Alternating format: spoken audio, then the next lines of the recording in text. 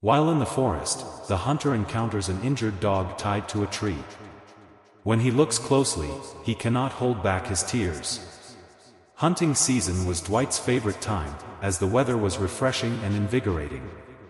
After a week of rain, he was ready to face whatever fate had in store for him, hoping it would take the shape of a 150-pound male deer in its prime.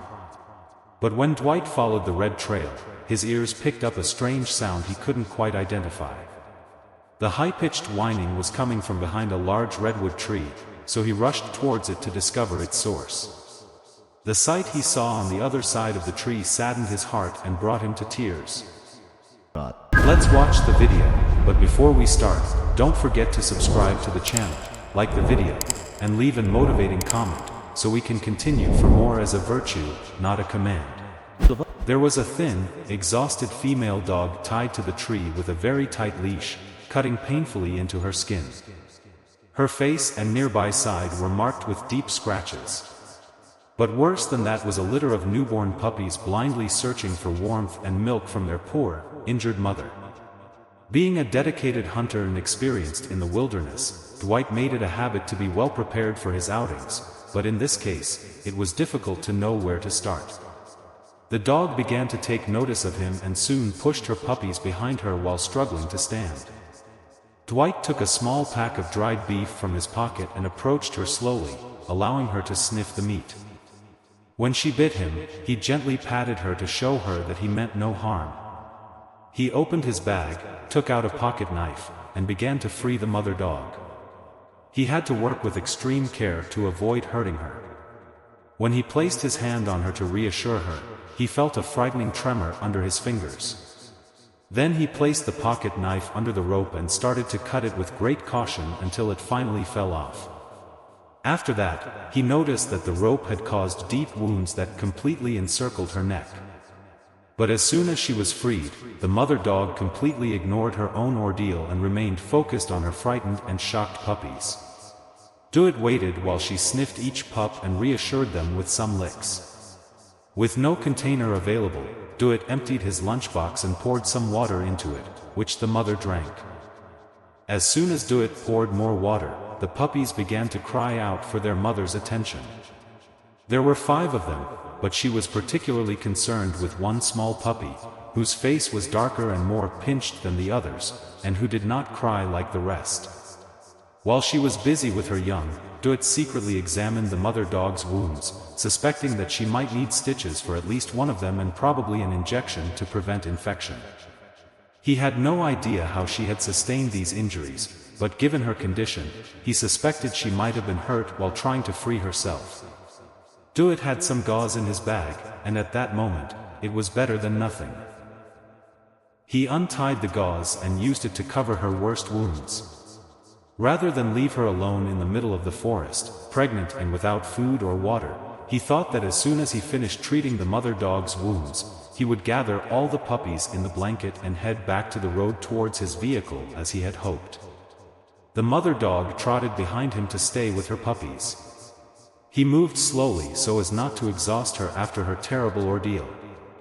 At the parking area, the mother dog suddenly seemed to reconsider. Perhaps she had been brought to this place in a vehicle very similar to his, and now she began to consider that her rescuer might not be trustworthy. After all, Dwight opened the car door and placed the blanket holding the puppies on the back seat. The mother barked anxiously, and hearing her, the puppies also started to cry. Dwight said, "It's okay, I won't hurt you, I just want to help." But the mother dog became more and more nervous. He tried to nudge her towards the car, but she jumped on her hind legs and leaped several yards away from the car. The puppies were disturbed by their mother's behavior, moving around and barking loudly. The mother dog stood a short distance away from his vehicle, barking at Dwight as if he were the villain of the story. Then he remembered that he had another asset in his favor, a large quantity of venison jerky that he had made himself. He had never met a dog that could resist it, and since the mother dog had already devoured the small snack he had offered her before, he was very confident that she would like this as well. He retrieved a few pieces from his bag, and as he approached, she unleashed a volley of barks at him. Duet took a piece and tossed it towards her, then turned away, saying that the choice was hers now. By the time he approached the puppies again, the mother dog was walking beside him. He praised her and gave her another piece of jerky. This time, she took it from his hand. He praised her once more, and the mother dog let out some nervous barks before jumping onto the back seat. He then closed the door behind her and got into the driver's seat. Duet's first destination was the Parkside Animal Clinic, where he faced another challenge, convincing the mother dog to enter. She clearly had trust issues, which was no surprise given how harshly her previous owner had treated her. He had to use more venison jerky to achieve this goal.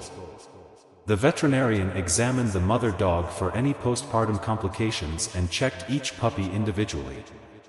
He was particularly concerned about one puppy whose facial features were slightly compressed and recommended keeping it at the clinic for at least a few days. The vet provided Duet with a nutritional supplement and specially formulated food for the mother dog, along with a formula to add to the puppy's food. The mother dog's wounds, fortunately, required only a few stitches. With proper nutrition and care, she recovered quickly, and all her puppies were in good health. Even the puppy with the compressed face made a surprising recovery. Once the mother dog had healed, Duet could focus on her hidden talents. Her intelligence and natural speed made her an ideal candidate as a hunting dog, and a friend who trained hunting dogs advised him to bring her for weekly training sessions. The mother dog succeeded in every test, and the two men realized that she had been a hunting dog before. Perhaps she had been abandoned because her pregnancy had strangely slowed her down. Her previous owner did not recognize the goldmine of talent he had. Her puppies were quickly adopted and cared for, and he could have sold them at a high price, but Duet decided otherwise. The mother dog stayed with him because of that first bag of venison jerky, which played a big role in her loyalty. She healed well from her wounds, though a scar on her neck remained visible for a long time.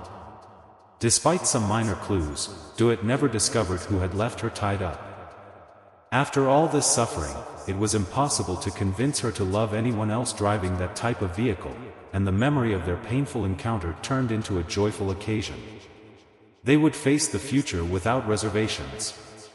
It is a touching and bittersweet story at the same time, and here we ask ourselves, would you face all these difficulties if you had a similar story about a pet you rescued from a dire situation? Share with us in the comments because we would love to hear your thoughts. Now it's time to say goodbye, see you in the next video.